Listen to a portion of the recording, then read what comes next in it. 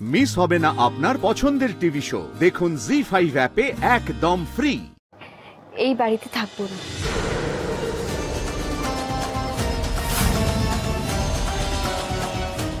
দেখুন, আপনি অকারণে জেদ করবেন। এত অবুঝে মতো কথা কেন বলছেন? আচ্ছা মা, উনি না অবুঝ, তুমি তো বুঝতে পারো আমি যখন কোনো কথা বলছি আমার নিশ্চয়ই কোনো মানে আছে। হ্যাঁ, তুমি কেন বুঝতে চাইছো না? দেখো মা, ঘটক দিদির এখানে কোনো দোষ নেই। আমি ওনাকে কিছুতেই বাড়ি থেকে যেতে দেব না।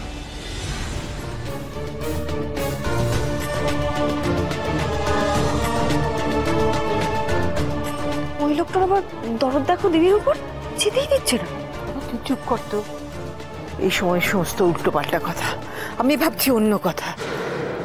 আমি ভাবছি যে দিদিকে যদি বাড়ি ছেড়ে চলে যেতে হয়ও, কিন্তু আমাদের একটা ব্যবস্থা করতে হবে তো, যে যাতে আমরা থেকে যেতে পারি। ঘটক দিদি যদি এই বাড়িতে থাকে বুম্বা, তাহলে তো তোর আমার যাওয়ার একটা ব্যবস্থা করতে হবে, তাই না? কারণ এই বাড়িতে হয় ঘটক দিদি থাকবে, আর না হলে ভবানী মল্লিক।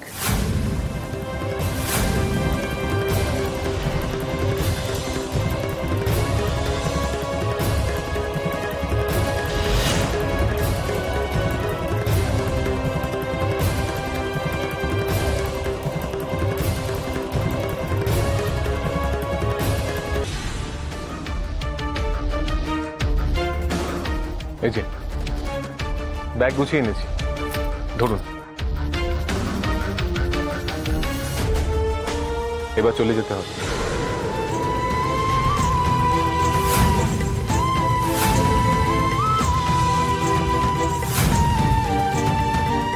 বুম্বা আমার একটা কথাতে মত বদলে নিল।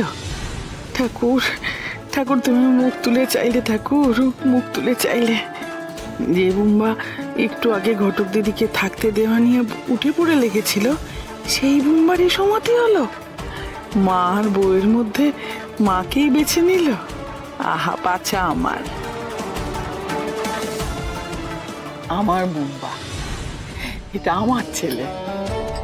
হ্যাঁ বাবা, মাকে রাখবি বলে এক কথায় বউয়ের হাতে ব্যাগটা গুছিয়ে দিয়ে দিলি। হ্যাঁ,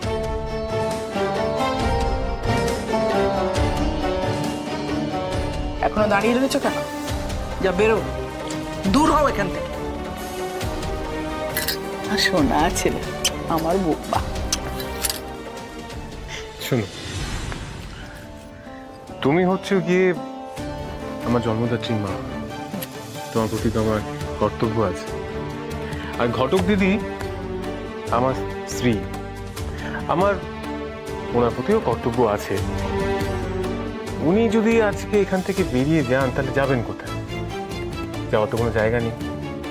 আর যে কথায় ওনাকে বার করে দেওয়া হচ্ছে সেটা ইথিক্যালি খারাপ, তাই সেটা আমি সমর্থন করতে পারবো না। বলছি মা, ওনার যদি এই বাড়ি ছেড়ে যেতেই হয়, উনি শুধু একা নন, সঙ্গে আমিও যাব। জি5 ডাউনলোড করুন আর সব এপিসোড দেখুন একদম ফ্রি।